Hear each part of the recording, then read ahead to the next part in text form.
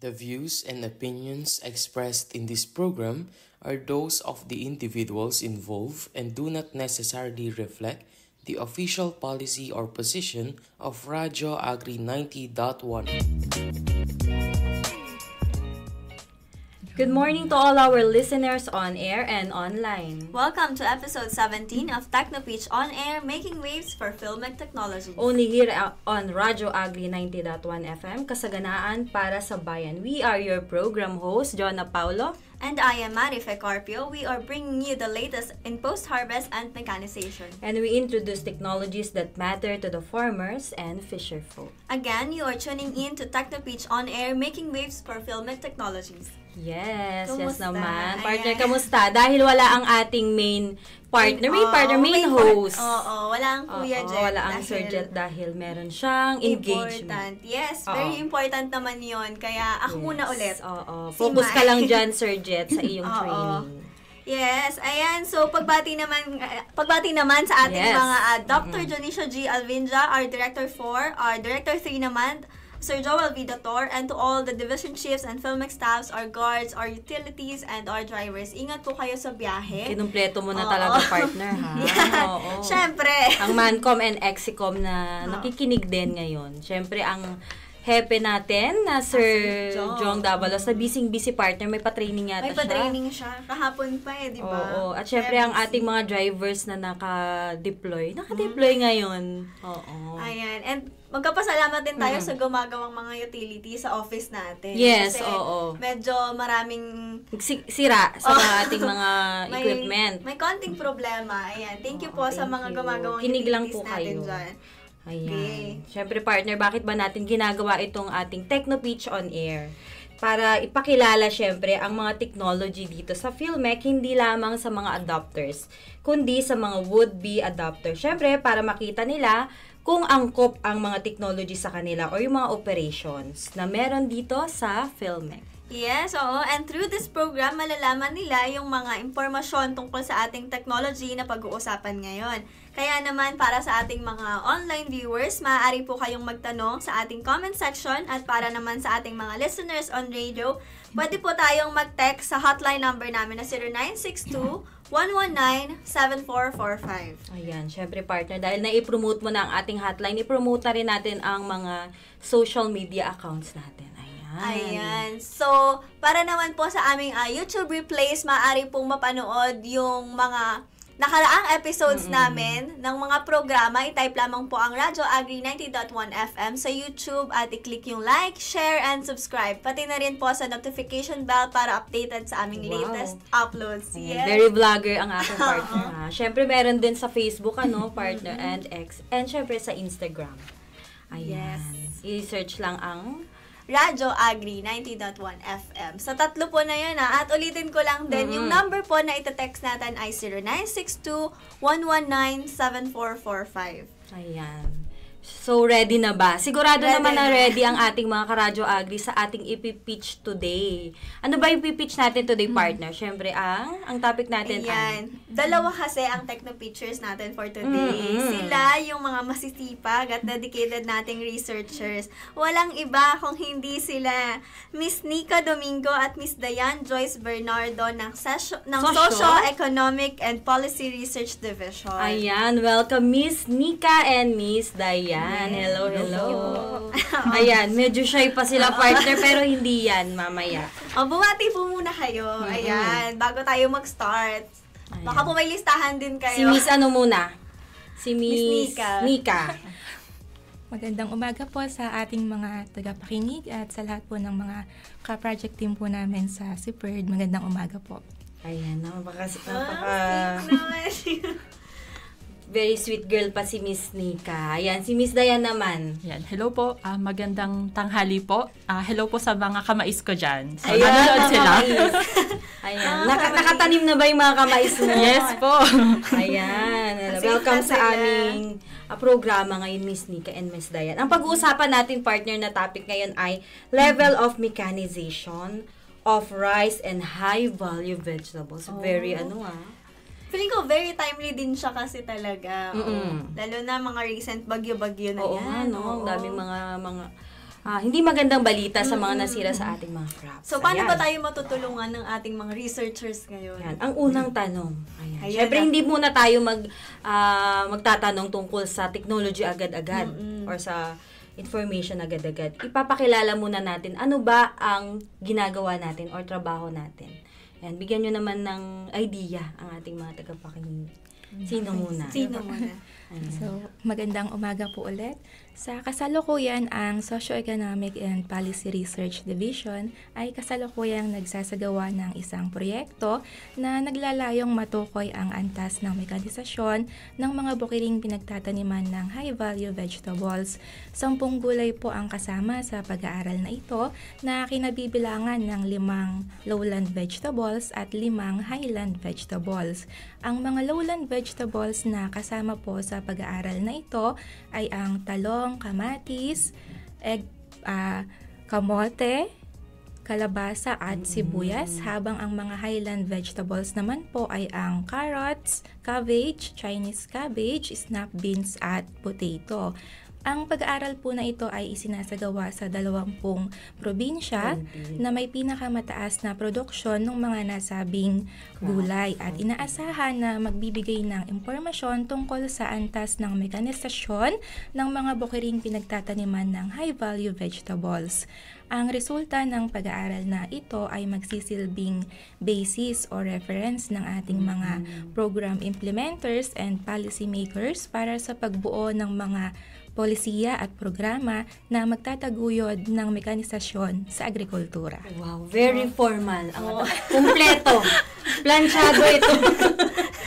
Very planchado. Walang nakaligtaan. Ayan. Oo, parang alam na alam talaga ni Ma'am yung... Kasi trabaho nila talaga itong partner. Oo. Pero ating mga techno-pictures, yan, Miss Dayan and Miss Nika, ano talaga yung, kumbaga, araw-araw, hindi naman araw-araw, laging naka-travel ba kayo? Ano ba yung, kwento nyo naman sa amin kung anong ginagawa.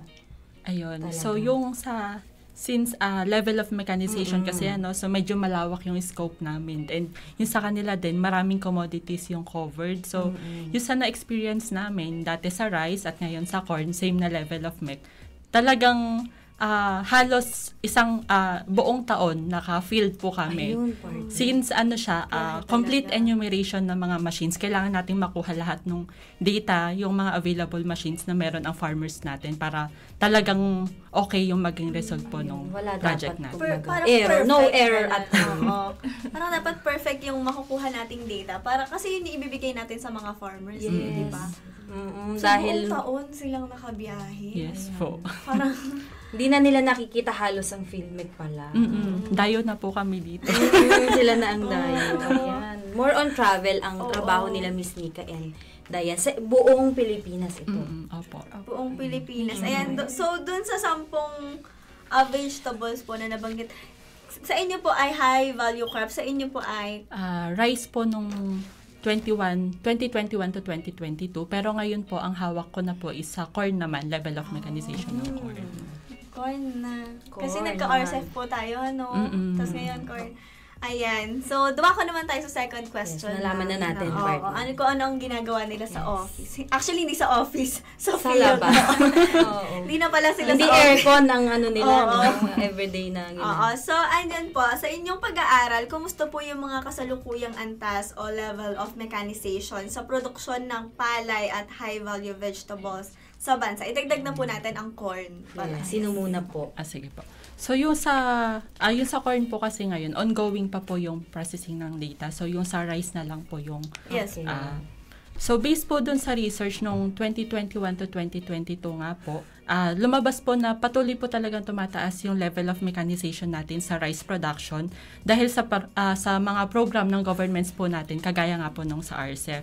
So, mula 2.31 horsepower per hectare po noong 2013, tumaas po ito ng 2.68 HP per hectare nung based po doon sa naging result ng project po na updating the status of rice mechanization in the Philippines.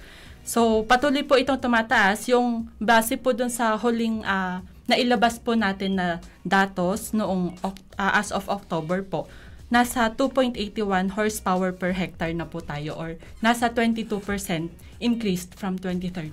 Ayan. In layman's term po, paano natin ipapaliwanag itong 2.81? Kumbaga, para ma-gets nila level, ano yung mini-measure nyo para tawag dito? Level of mechanization. Kumbaga, yung gano'ng kadami. Ganun Ibig ba yun? sabihin, tumataas na po yung paggamit natin ng mga technology. Hindi na po tayo makaluma. Kumbaga, Traditional. Kumbaga, ganun ang interpretation. Yes po. Ayan. So, medyo mataas na rin considering na 2.81. Yes. Oo. From 2.31. 31, yes po. Ayun. Oh, in 2 years po ba? In 2 years pa siya? Oh, 2 years. Mm-mm. 2 years lang, ganun agad yung Oo, tinatay. malaki ng Malaking epekto po dyan yung implementasyon po ng RCEP. Yes. Kasi marami po tayong mga makinaryang Opo. na ipamigay. Opo, kasi yung iba, hindi talaga siya afford. Kaya po siguro wala masyadong... Hindi mechanized ang ating Hindi kaya ng farmland. normal na nagsasaka. Parang mas gustuhin nila ang traditional talaga kasi yun lang ang afford. Yes. Ayan. Mm-mm. So ate, ano naman ang next question natin? Ayan, sa ano naman, tapos na tayo sa pagpapalay, sa ano naman, Ayan. level of Sa- mechanization. High value vegetables naman po, sa ngayon ay patuloy pa lamang po ang pagkalap ng aming grupo ng mga datos na tutukoy sa antas o level of mechanization ng high value vegetables. Ang tanging masasabi po namin ngayon ay yung mga base po sa obserbasyon namin kapag nag-field po kami. Initial pa lang kumbaga, Yes po, Miss ma'am. Nika. So, masasabi po namin na maaaring mas mataas ang level of mechanization ng mga lowland vegetables natin kumpara sa mga highland vegetables. Ang mga lowland vegetables po, ito po yung mga karaniwang itinatanim sa kapatagan kung saan may mas maayos na access sa mga infrastruktura at makinarya. Pagdating po sa mga highland vegetables, mas limitado po yung paggamit ng mga makinarya sa mga kadahilanan tulad ng maliliit lang po yung lupang sakahan nila. Matatarik yung mga lugar na pinagtataniman kaya limitado po yung paggamit nila sa mga makinarya. Kaya asahan po natin na iba-iba ang antas ng mekanisasyon depende sa rehiyon. Patuloy naman po ang aming grupo sa pag-aaral upang makapagbigay po kami ng mas tiyak na datos tungkol sa antas ng level of mekanisasyon ng high-value vegetables. Yes, ayan. Kumbaga ay ongoing pa lang po Yes itong po, ma'am. pag-aaral natin. Pero base partner sa initial na pag-aaral nila ay mas, kumbaga, mas mechanized. Ang lowland. Yes. Lowland Ayan, vegetables. malaking Yes. factor yung access, ano, talaga. Yes, po. Kasi mahirap nga naman iakyat yung mga Makinarya dahil heavy Hindi- equipment Apo, sila hindi eh. po Highland, suitable oo. kasi yung mga machines natin sa mga matatarik na lugar. mahirap nga naman. Baka hindi pa nakakarating masira. Yun nga. Sa kalsada pa lang. Delikado nga naman. Mm. Okay. So, next question naman, ate. Ayan. Ano-ano naman po yung mga makinarya? Unahin naman natin this time yung sa mga vegetable na ginagamit natin sa karaniwang pagsasaka natin sa mga vegetable sa land prep hanggang sa harvesting. Ano yung Unahin mga po natin karaniwan? yung sa lowland muna dahil doon po yung marami. Okay. Sa kasalukuyan ang naobserbahan po namin ng mga makinarya na ginagamit sa land preparation. Sa lowland vegetables, karaniwan pa rin pong ginagamit yung mga hand tractor, rotavator, mga ganun po. Pero sa highland vegetables po, nakikita po namin dyan na halos ano pa nga rin po mga manual. Pero may Yes, mga oo. gumagamit na rin naman po ng mga microtiller, cultivator para sa paghahanda ng lupa. Pagdating naman po sa pagtatanim, talagang manual po ang ginagamit nila, ano po. Pagdating naman po sa crop care, sa pangangasiwa sa ating mga pananim, parehas na po yan na gumagamit ng mga battery-operated na sprayer o yung mga power sprayer po para sa mga magsasaka na malalawak po yung mga lupain. So, yun po. Pero pagdating po sa harvesting, halos wala pa po tayong makinarya na maibibigay dyan na ginagamit sa Mano-mano pa rin high-value po. vegetables. Opo. Isang factor din po kasi siguro masyadong sensitive yung mga high-value vegetables po natin. Hindi kagaya ng sa palay. Opo. Sa post-harvest operations, ganun din po kung sa palay, highly mechanized na dyan. Sa high-value vegetables talagang wala pa rin po. Meron po siguro mangilan-ngilan yung mga businessman natin na gumagamit ng mga sorting and grading machines. Pero sa mga normal na magsasaka, talagang manual pa rin po. Ayan, sa vegetable ay hindi pa masyado talagang mechanized. Yes. Ang kadalasang ginagamit pa lang nila ay kung ano lang din yung ginagamit sa pampalay, ano? Pero feeling ko Yung ate tractor, yung sa yan. sibuyas marami tayong Yes, dyan oo. Marami tayong technology na dyan. Pero madalang nga talaga yung carrots, yung cabbage and potato, beans, ganyan. Wala pa tayong masyadong technology for these vegetables nga, no? So, siguro, yun din yung isa sa dahilan kung bakit hindi pa siya highly mechanized, lalo na yung sa high value. Kasi sa mga social media, nakikita natin mga video, mga reels na yung mga sa ibang bansa, talagang malalaki. Kasi tayo, partner, hindi pa natin kaya na mag-invest sa mga ganun kamamahal. Mga special. Sophisticated na mga makinarya. Oo. Ayun. So, sa palay naman po. Ayan. So, yung sa rice po, medyo madami na po yung machines na meron tayo. Since, andyan din po talaga yung support ng government natin na talagang ma-improve yung mechanization natin. So, sa land preparation po, common na yung 4-wheel tractor and yung hand tractors natin. Sa pagtatanim naman po, unti-unti na rin tumataas yung adoption sa mga rice planters and mechanical seeders.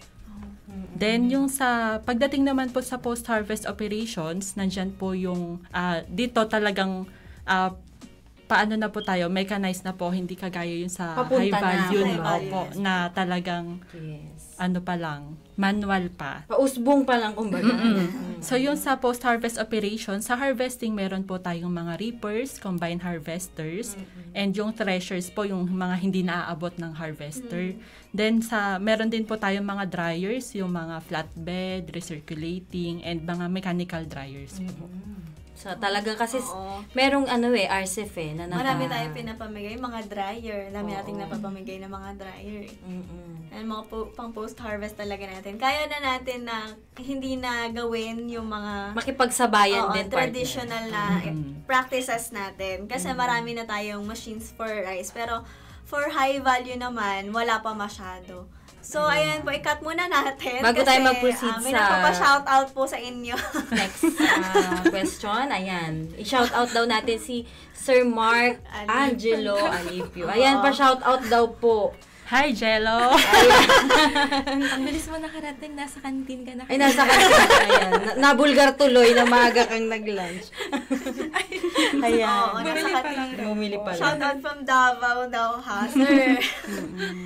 Ayan, so, ayun nga ate, sabi natin kanina na yung for rice, almost lahat na ng step ay may technology lahat ng operations na partner. Yes, pero for high value crops, limited pa. At challenge pa din talaga. Challenging pa rin. Nagmamanual pa rin talaga ang karamihan.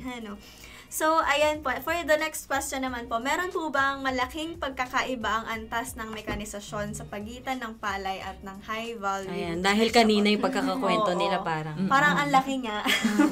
Ayun po. Gaya po ng nabanggit namin kanina, no? Kung paghahambingin po natin yung antas ng mekanisasyon ng rice production and high value vegetable production, makikita po natin na may malaking pagkakaiba. Lalo na po kung paghahambingin natin yung bawat operasyon, sa halimbawa, sa land preparation po, highly mechanized na ang rice production natin dahil sa mga makinarya ang nagagamit. Samantalang sa high value vegetables, masasabi nating partially mechanized po. May mga ilan na gumagamit, pero sa mga kabundukan talagang wala pa rin po. Pagdating naman po sa pagtatanim o planting, sa rice production may mga mechanical transplanter po tayo. Pwede nating sabihin na semi to fully mechanized na rin po yan. Habang sa high value vegetables, talagang manual pa rin po. Pagdating naman po sa crop care, masasabi po natin na halos parehas po yan. Parehas na gumagamit ng mga battery operated and power sprayer na po ang ating mga magpapalay at maggugulay. Pagdating naman po sa harvesting, andyan na po ang ating mga combine harvester para sa palay. So, masasabi natin na highly mechanized na po ang rice production, samantalang sa high value vegetables po ay limitado pa. Manual pa rin po, talagang hindi pa sila mechanized. Ganon din po sa post-harvest operation. Meron po tayong mga dryer, miller, RPS para sa rice production. Kaya masasabi po natin na highly mechanized ang rice production. Samantalang sa high-value vegetables po, gaya ng nabanggit ko kanina, iilan lang po yung merong mga sorting and grading machineries. Pero yung mga maliliit o karaniwang magsasaka ay talagang manual pa rin po ang kanilang post-harvest operation. So pagdating naman po sa machine availability, so nakita po natin na mas marami na pong makinarya, samot-sari na ang mga makinarya na ginagamit natin sa pagpapalay. Siguro po isang factor kasi standardized na din yung production system ng palay Hindi po kagaya ng sa gulay na iba-iba po ang production system every crop. Kahit yung structure ng plant, meron tayong hina-harvest na fruit talaga, may dahon, may root crops. So, mahirap naman pong magdisenyo ng one-size-fits-all machine. So, ayun po. Pagdating naman po sa government support, talagang nakikita po natin na matagal na po yung suporta ng gobyerno sa rice mechanization natin. Dahil may RCEP. Yes po. So, masasabi po natin na mas mekanisado na po ang rice production natin kumpara sa high-value vegetables po. Ayan. Kumbaga partner ay itong high-value vegetables ay baby pa siya. Challenging talaga. Oo. Saka kasi mas malawak talaga ang sakahan ng palay.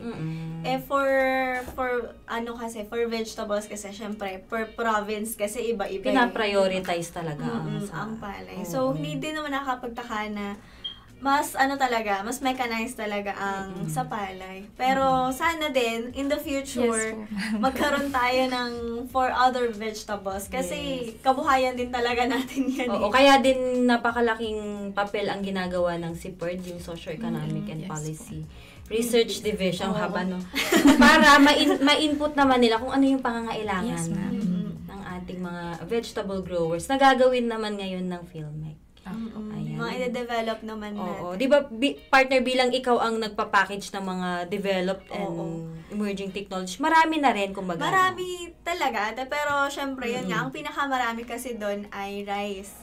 Yes. And also, Onion. corn din. Onion, ganyan. Yun pa lang yung mga medyo dumadami. Pero, sa ganito, yung talong, sa kamatis, yung sa kamatis, yung pectin, siguro. Yun yung ano na yun isa. sa tawag dito? Post-harvest. Oo, yun pa lang. Pero wala pa siya nung land prep, ganyan, for talong, for kamatis, kamote. Mano-mano pa lang na harvest. Mano-mano pa lang talaga siya. Lalo na yung sa highland, parang wala pa akong masyadong nakikita na technology for highland crops. Ayan, yung carrots, cabbage, potato, Chinese cabbage, and beans. Parang, hindi pa siya masyadong. Dahil sa yan sa bandang taas, Oo, yun. Makikita po natin doon, maobserbahan po natin yung ginagamit nila sa howling, yung mga tramline po. Yung tramline. Yun po ang meron din tayo intervention niyan. natin. PhilMec, rin yan. Develop. Ito yung magandang na-develop yata ilang taon na ang Very OG technology ng PhilMec.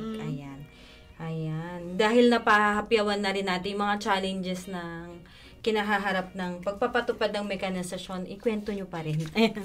ano yung mga challenges o hamon ng mekanisasyon sa high-value vegetables or sa rice? Saan muna? So, sa rice na lang. Sige, dahil natatapos ni Miss The same naman. Okay. So, yung isang kasama talaga sa major challenges sa mechanization is yung topography or yung kung paano po yung latag ng mga lupa natin or nung farm. Tas bukod po sa merong steep, merong sloping, din po kasi yung iba maliliit or watak-watak po yung lupa nila. So, doon medyo mahirap po talagang mag-adapt ng mechanization.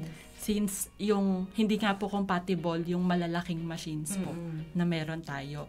Then yung isa pa rin po siguro, yun nga po, yung kulang pa rin sa mga skilled operators, yung mga maintenance services, and syempre yung kapital ng mga farmers natin or ng mga co-ops. Since para makabili ng equipment, since hindi kasi biro yung amount din ng mga equipment po natin. Pero yun nga po, gradually naman po, natutugunan naman siya through government interventions. So malaking tulong po talaga yung mga programa na kagaya po nung sa RCEP. Yes, oo. Ayun partner, balik tayo dun sa factor na topografiya, 'di ba, ng mga kahit nagaano ka-mechanized na ang mga bumabalik pa rin tayo halimbawa sa mga mountainous, ayan, hindi pa rin pwede kasi yung combine harvester partner doon mababalahaw. Kaya parang sa mga tawag di treasure, tama ba? Ayun pa rin yung ginagamit. Actually, one time nagbiyahe kami sa sa Nueva Vizcaya, parang hindi daw pwede sa kanila yung isang type of machine natin sa RCEF kasi daw parang hagdan-hagdan na kasi. So, yun yung isa sa nagiging problema nila. Parang hindi naman daw okay sa kanila. So, bakit hindi tayo mag-create? Kasi, pero hindi kasi ganun kadali maggawa ng specific for, para sa kanila. Kasi mas marami syempre po yung patag, no? Yes. So, yun yung isa siguro sa nagiging challenge kung bakit hindi sila nag-a-adapt. Pero meron pa rin tayo mga available, no? Yung mga treasure, ayan siya, mga... Okay. So, sa high value po, ganun din po ang sitwasyon natin. Oo. Iba-iba po kasi ang itsura. Lalo na yung type of soil kasi iba rin. Yung iba masyadong matubig, yung iba naman masyadong dry. Yes. So, medyo nawawala. Challenge talaga. Challenging talaga ang... Lalo na yung iba, di ba? Nasasanay po sila. Lalo na sa mga highland vegetables natin, ma'am. Kung mapapansin niyo po, ang mga pinagtataniman po kasi talaga nila dyan, mga bundok, ma'am. Talagang rolling yung terrain po nila. Tapos yung iba mga terraces. So talagang kung meron mang mga makinarya na pwedeng gamitin, yung mga lightweight lang po sana. Ganun po. Kaya yung iba, parang instead na mag-risk sila sa bagong technology, doon na lang sila sa dati. Oo, kung applicable talaga sa kanila. Yun lang naman. Kung applicable sa ating farmland, yun ang kinoconsider. Ayan. So, next naman po, ano po yung nakikita niyong mga benepisyo o epekto ng mas mataas na antas ng mekanisasyon sa produksyon at kita ng mga magsasaka? Ayun po, ma'am. So, ang pagkakaroon po ng mas mataas na antas ng mekanisasyon ay may mga benepisyo para sa ating magsasaka. Ano po? Una po, nababawasan yung manual labor cost at mas napapabilis ang mga trabaho sa bukid, kagaya ng land preparation, planting and harvesting, at ang iba pa pong mga gawain. Pangalawa, mas napapataas na po nito ang produktibidad dahil mas nagiging precise and efficient na po yung mga operation and consistent na po yung result natin. So, sa ganun po, mas napapataas na po natin yung ani o kita sa mas mabilis na panahon. Parang ganun din sa rice. Yes, Halos pareho talaga sila. No? Parang instead na 3 araw yung land prep, ganyan, umiikli talaga siya. 1 linggo, mga ganun. So, yung pag-ani naman, dati talagang ang daming tao. Samantala ngayon, Harvester na harvester na lang. Napakadali na lang, no? Parang yung 1 buwan na ilalaan mo para dun sa land prep pa lang. Ngayon, eto araro pa lang, ganyan. Pero ngayon, At bilis-bilis konti na lang ang nag-ooperate. Kumbaga, hindi na kailangan ng isang barangay. So, nadadagdagan po ang kita ng mga farmers natin in that way. Ganun po. No? Ayan. Ano naman po yung mga sa tingin nating mga bagong technology o innovation sa mekanisasyon na maaaring magamit naman sa high-value vegetables? Meron po ba tayong? Sa ngayon, may mga pag-aaral po sa makabagong agrikultura ngayon, may mga ilang teknolohiya po na maaari natin gamitin sa high-value vegetable production. Halimbawa po, yung mga autonomous weeding robots natin na gumagamit po ng artificial intelligence para alisin yung mga damo na hindi po nasisira yung gulay. Meron din naman pong mga harvesting na mga robots po, robotics harvester na namimitas na gumagamit ng computer vision.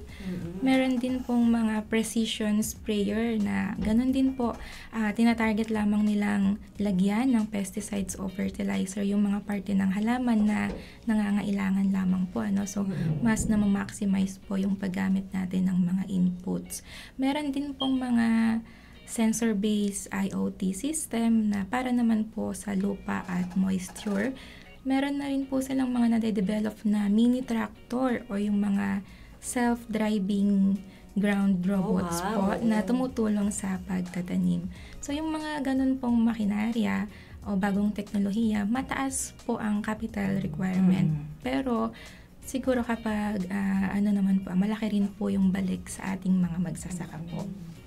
Pero siya. Very talaga. Very modern na yung mga nakita ninyo. Meron na po dito sa Pilipinas. Robot yung Yung mga ganun. STP card po, ma'am, mga nagde-develop po sila ng mga ganong special. Pero nakikita ko lang talaga yun sa ibang bansa. Sa YouTube, pag nakakapanood ako, di ba? Oo. Talagang Ganun lang. na talaga sila. AI na kumbaga. Oo, pero to afford po yung mga ganong technology, Medyo pricey pricey po talaga. talaga, no? Mm-mm. Kailangan talaga ng Sa mga maliliit nating magsasaka, parang hindi pa siya Yes, talaga. ma'am. Oo.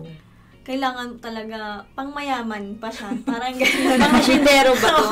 Mga kailangan rin ng mga kooperatiba po. Yes. Yun ang support ng ano, government. Yun ang parang isang mission ng Oo. ano, Parang isang cooperative. effort para sa ating lahat. Parang ganun ba? Mm-mm. Ayan, i-cut muna natin, ate. Kasi Yes. may bumabati. Ay, okay. Si Ma'am Charissa May Palma. Carissa May. Oo. Oo. Ayan. Watching from Sub-Saharan Mimi daw. Naku, napakalalayo pala ng mga friends ng ating Techno Pictures, ha? Kasi lagi pong naka-field ang si Pearl. Sub-Saharan na talaga. Oo, Mainit pala. ba dyan, Ma'am Carissa? Paano naman? Anong oras na dyan? Magkaiba pa yung time zone Baka natin. ano na dito, baka 12 noon. Ayan. Nauna sila ng 30 Hello po, minutes. ma'am. Ayan, tutok lang po kayo. And syempre sa ating viewers. Ayan. O, ayan, dami nating viewers. Siguro, mga, ano nyo to, sa Sipert. Pero watching daw si Ate Aisa at si Kuya Jet, nanonood siya. Oy, Kuya Jet, Oo. nagmumultitask ang ating Oo. viewers. Sinusuportahan tayo. Oo, dyan ka lang, Kuya. Ako muna. Mm-mm. Ayan, Ayan. susunod naman nating ano, So, huli na ba nating tanong itong Huli na bang partner? tanong to? Parang Uy. extend na, hindi, sige. So, ayun nga, siguro ang una nating nagiging problema ay pera talaga. Pera, capital, partner. Oo, kapital talaga. Kung paano ba tayo makakabili ng mga ganitong Mm-mm. machines para sa ating palagi. Lalo na kung small farmer lang naman ako, bakit ako bibili ng 3 million worth of machine, di ba? So, ayan, siguro kailangan nga ng collective effort. Yes. Ayan. At yung parang kooperatiba. Oo. Para Asosasyon. umangat tayo ng sabay-sabay. Parang Mm-mm. ganun. So, ayan, next question naman po, sa inyong pananaw, ano po ang dapat pang gawin upang mapataas ang level of mechanization sa mga lugar na mababa pa ang paggamit ng makinarya sa mga diversified farming areas? Ayan. So, ang isa po talagang kailangan natin is yung information dissemination at training po. Lalo na dun sa mga areas na kulang pa yung access sa machines. Okay. Isa din po ay yung pagpapalakas. Yun nga po sabi ni Ma'am Jonah kanina. Kailangan talagang palakasin yung kooperatiba po natin para kaya nilang i-manage yung mga equipment po na pangsaka. And yung isa rin po siguro na kailangan tignan since problema nga po natin kasi yung maliliit po na lupa ng farmers po natin. So, maganda po sigurong tignan yung land consolidation or clustering para maging practical ang paggamit po ng mga makinarya po natin. Ayun. Yun. Unang-unang sinabi niya, information dissemination. Parang sa atin. Oo. Dahil talagang unang-una, dapat muna nila, aware muna sila. Awareness. Lalo na yung mga malalayo nating mga areas. Oo, na hindi na nare-reach ng mga social media. Syempre, wala na silang Yan yung signal. traditional radio, mga ganun sa kanila. Oo, hindi sila aware sa mga programa ng gobyerno, 'di ba? O kaya yung mga natin, mga staff, may cluster staff tayo. Sila naman yung nagpupunta sa mga malalayo. Pero yung iba talaga, super lalayo, no? Mga Yun yung kabilang medyo bundok talaga. challenging Yes. po siguro sa Oo. part nila na wala masyadong alam yung mga farmers doon. Ang alam nila ay mag-farm. And yung traditional way. Mm-mm. Oo. So, pag hinainan natin sila ng parang makabago, ang tatanggihan talaga nila kasi hindi naman nila alam yung unang-una yung benefit and ang una nila kasing gagastusin talaga ay yung gastos. Yung Kukonsider. isipin, oo. Info drive ang isa sa pinakamahalaga dahil ipapaalam muna natin sa ating mga beneficiary syempre. Oo. Ayan, susunod na yung training partner. Oo. Meron din tayong dito, component dito. Yes. Training. Yung sa sa rice natin, no, parang nasusunod naman natin ito. Kaya Sa dapat, RCEF. Yung sa RCEF Kompleto Complete Oo. component siya eh. Yes. Oo. ang daming tao talaga na kailangan. Na-involve. Mm-mm. Oo. Yung sa HVC, saka sa Lowland, yung sa Lowland and sa Highland. Feeling ko Highland talaga ang kailangan natin. Medyo Oo. tutukan. Oo. Kasi ang ano pala nun lima po yung vegetables natin sa Highland, no? Tapos wala siya Ayun. So, Ayan. ano pa po pala? May dadagdag pa po may ba dadagdag tayo? pa po ba tayo? Syempre, yung tuloy-tuloy na research and development po para makabuo po tayo ng angkop na technologies po para sa iba't ibang taniman po natin. Yan, nakita natin yung kahalagahan ng ating mga research Researchers. divisions. Yes. Researchers. Ayan, sila Ma'am Nika and Ma'am Diane. Ayan. So, ano pa po ang mensahe Ayan, natin? panghuli sa na po mga ito. Tagapakinig natin. Sa mga ka-office ninyo, sa mga farmers na mismo, Sa mga farmers at sa muna. mga would-be farmers na rin. Would-be adopters. Oo. Ayan. Si Miss Nika naman. Sige po. Ano po? sa kabila ng mga problema po sa agrikultura ngayon, may isip po natin na ang mga makinarya ay hindi lamang napapabilis ang mga trabaho, kung hindi napapataas din po ang ani at produktibidad at kita ng mga magsasaka. Kaya't hikayatin po natin ang bawat magsasaka, mga kooperatiba at asosasyon na maging bukas sa paggamit ng mga bagong teknolohiya, magtulungan po sa pamamagitan ng mga kooperatiba at samantalahin po natin yung mga programa na sinusuportahan ng gobyerno. So, sa mamamagitan ng sama-samang pagsusumikap po natin, ma-attain po natin ang moderno, produktibo at sustainable na agrikultura. Very sa pageant Miss Nika. Parang nag-Miss Earth tayo. Oo, ito na ang mga niya. Advocacy, di ba? Ganyan sa bal. So, si Miss Ayan, Diane si Miss naman Diane. po. Ayan po. So, ako naman, gusto ko lang magpasalamat dun sa mga partners natin, sa mga provincial and municipal local government units na talagang nakasupport po sa mga research po natin na ini-implement. And syempre po sa mga farmers natin na talagang willing po na magpa-interview po sa amin. Syempre, hindi po kasi biro yung talagang time na kailangang ilaan nila para magbigay po ng information na kailangan po natin sa research. So, maraming salamat po. Ayan, tama ka dyan, Miss Diane. Kasi mga farmers, busy yan Yes. Ang dami nilang Maraming ginagawa. inaasikaso Oo. yan sa bukid. Pero kailangan sila, essential part sila ng ating pananaliksik. Dahil para sa kanila din To find time para sagutin nila yung mga tanong mo na hindi naman din nila alam kung saan mo ba gagamitin. Maraming salamat po sa ating mga farmers. Ayan, syempre bago tayo pwede pa po tayo sa mga gustong magtanong, Pwede pa po tayong mag-comment. clarification. At At syempre, speaking of, may nag-comment nga. si Miss, si Ate Karen, ayan, sabi niya, pamatcha naman po yung naka-green. Ate, apat kami naka-green, ate.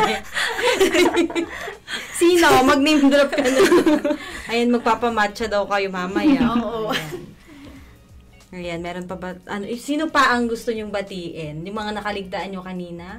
Ayan, batiin ulitin mo nyo na na. rin batiin. Oo. Sige. Si Miss Nika muna. Ayan, pagkakataon nyo na to. Yun po, magandang tanghali kanina umaga. Magandang tanghali po sa aming mga ka-veggies po dyan na sa ngayon ay kumakain na po, no? Sana masarap po yung pagkain po ninyo. Habang sila ay kinakabahan. So, at gaya rin po ng sinabi ni Ate Dayan, maraming salamat po sa mga farmers po natin na talaga namang walang sawang sumusuporta at nagbibigay ng mga impormasyon sa aming pananaliksik po. At umasa po kayo na gagawin po namin ng nararapat para after some time ay mapakinabangan nyo rin po yung mga impormasyon na ibinibigay ninyo sa amin sa ngayon. Si Miss naman. Miss Diane. Universe Kaya, talaga. nakaka-pressure to Ayan, so hello po ulit sa mga ka-corny, mga kamais ko, yung taga Sub-Saharan dyan. Hello! Medyo kinakabahan pa rin ako.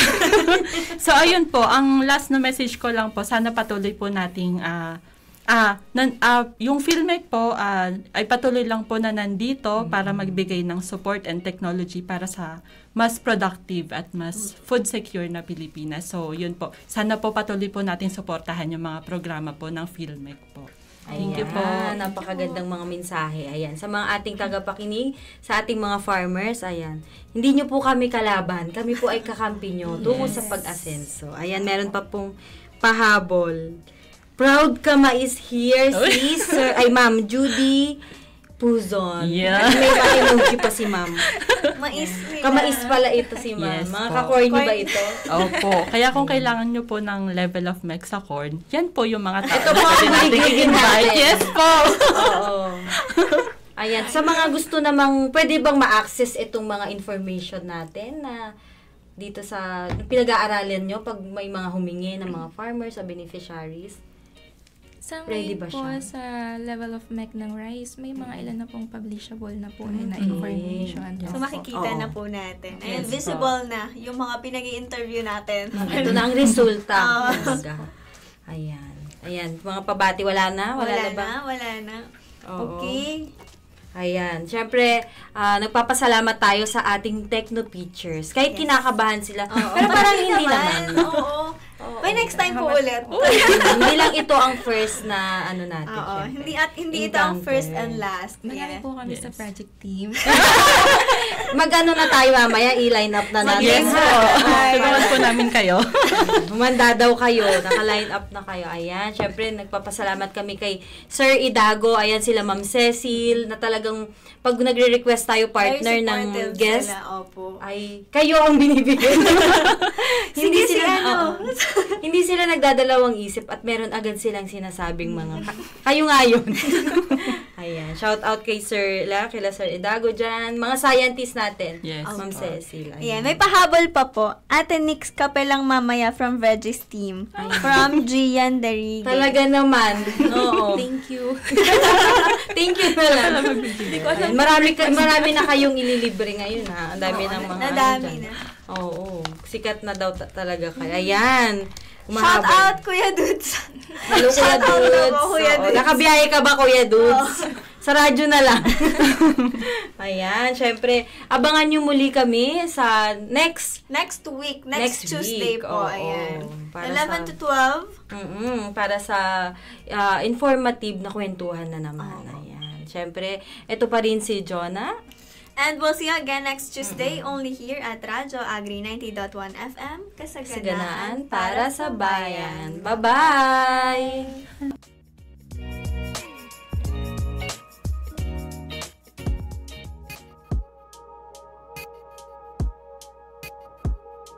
Where I'm from, you fall in love.